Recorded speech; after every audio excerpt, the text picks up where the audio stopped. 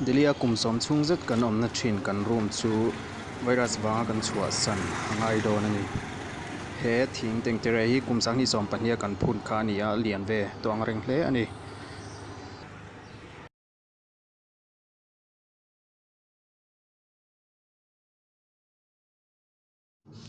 screening na hmun pan turin welfare lamin bas min buatsaih saka munir ka atangin screening na hmun tur kan pan don meka kan bawr hlom ang reng hle ani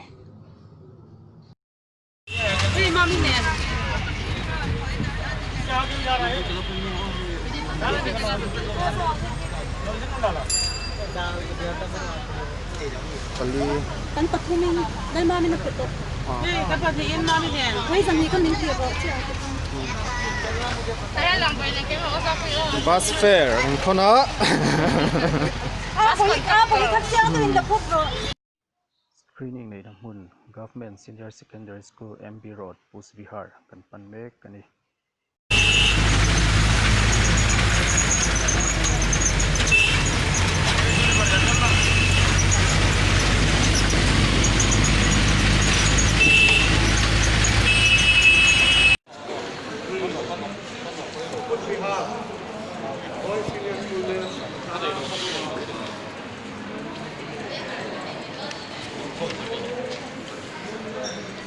हो गया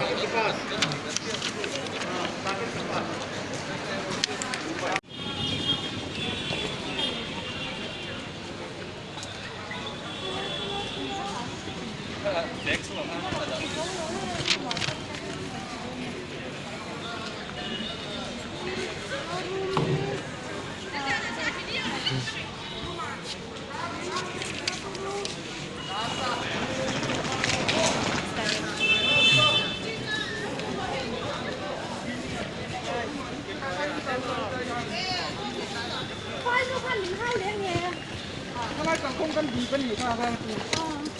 cái anh đầu lên mày lo anh cho mình đầu nào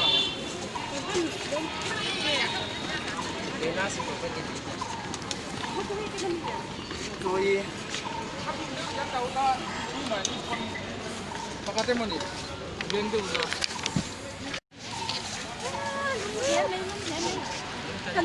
hey tu na screening na hmun kan thlenga train up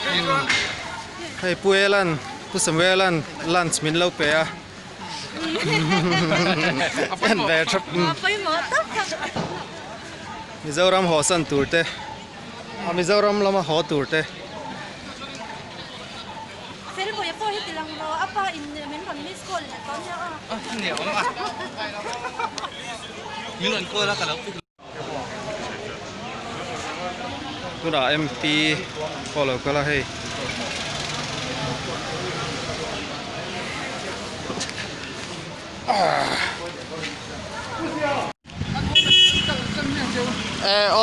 phát ti lo mom ve cho nên nó còn là em mà đi xem cho cái lawm con à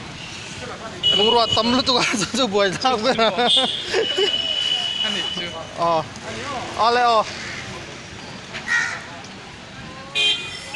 tu na hianin screening azawa andang pon local belt meka t-shirt at sevek mai siam thalokang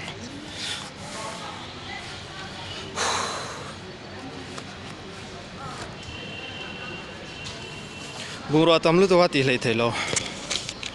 hey ID nen kan kala ta room han kan lut khom do ani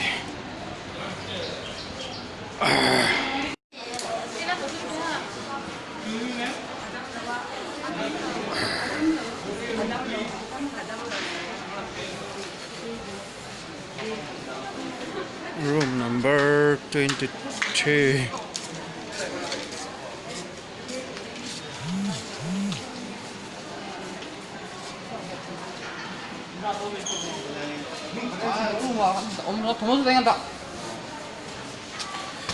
number 23 first floor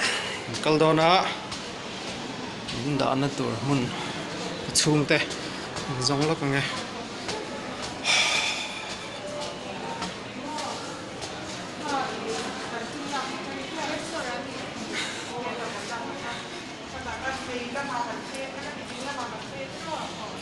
Room number 23.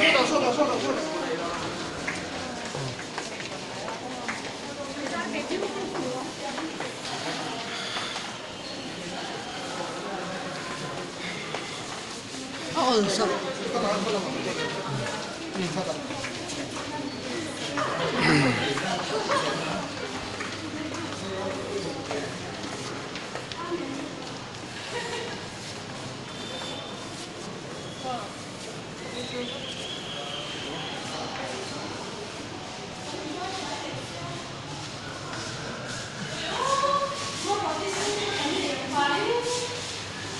Apa ukulai tu be?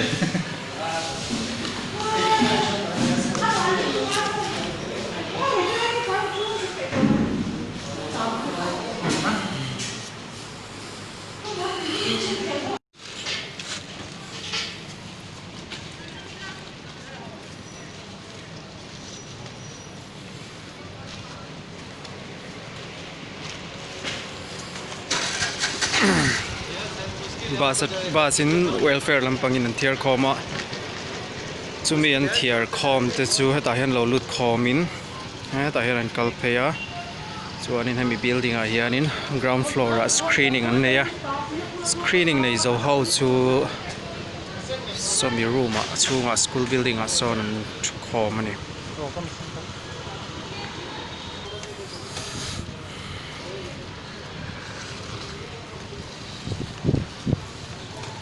mani room kumeng maza chung room an luate an ti ruaka chung an ti ruate chu anin shala athen anin pe a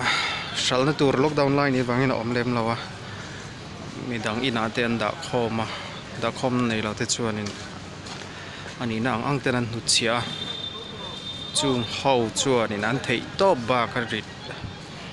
kenzo chok ang chi no ken khoma heta hianin welfare ho bus hiring local khomani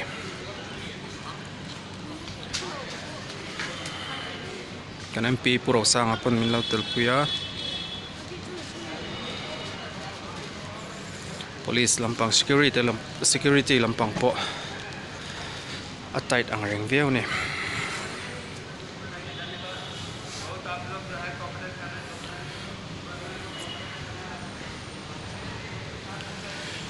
mani bungrua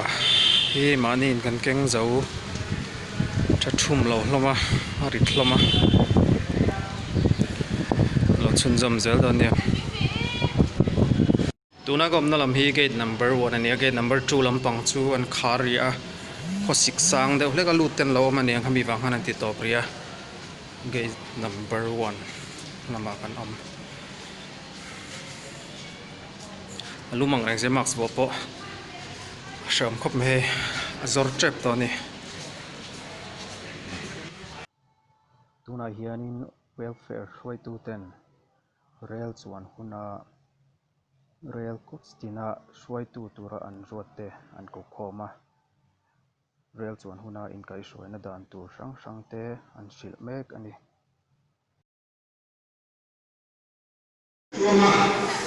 DPC ba fakun zeka coach khatai chungdon ani ni ka shet kana an proge